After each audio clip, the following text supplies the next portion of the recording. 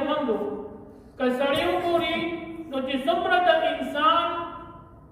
یعنی ګناه طرف ته میلان کیږي نو د هغې اولنۍ پړوی د ناشکرۍ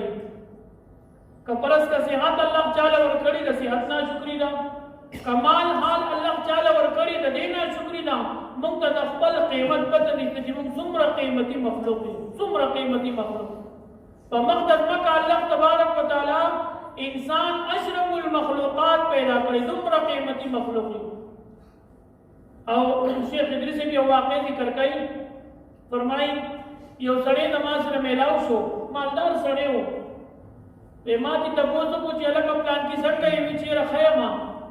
خو لږ پړپوس به خراب دی او د دې د علاج لپاره زم امریکې ته په ما وی چلکا حالانکه پړپوس ته سړی وګوري نو چې هغه قصاب هغه زب هو کې ما پړپوس سپو پترو ته اچي هیڅ قیمت یې نشته دی څوک چې د میلمشي په میلمستیا کې چاته پړپوس هم نشي کې خو دومره بې قیمته چیز مونږ تخکاري په ما ته وی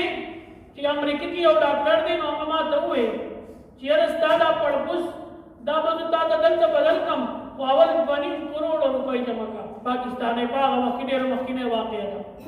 2.5 کروڑ روپۍ اول دا جمع کړه نو وایي چې ښه دي 2.5 کروڑ روپۍ جمع کړم بیا به څه کېږي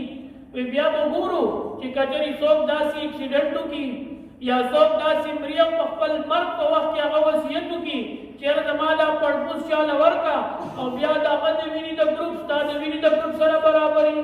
د هغه عمر ستا د عمر سره برابري او د هغه مقام یعنې د هغه د صحت هغه لوکیشن ستا د صحت سره برابري نو بیا به یې تا ته بدل کړو نو څه ګزاره به وکړي او که فرض که دغه کې معمولي کمی وي شي او سړی نصیحتونه کړي وصیتونه کړي او یا د هغه ګروپ ستا سره نه لګي نو بیا موږ تاسو ته نه شو بدلولی وی خدي د پیسو به مې څه کېږي بس پیسې دې جمع کړې پیسې دې لاړې انتظار کوه که څوک داسې پیدا شو نو تا ته به پړپوس بدل شي سوچ کوئ زموږ سره قدر نشته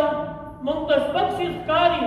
او هغه د سمونې نه مخکې 2.5 کروڑ روپۍ د هغې قیمت جوړېږي او هغه هم سیکنډ او کمزورې داسې کار بند نه کوي چې څنګه زموږ جسم دی نو زما عزتمندو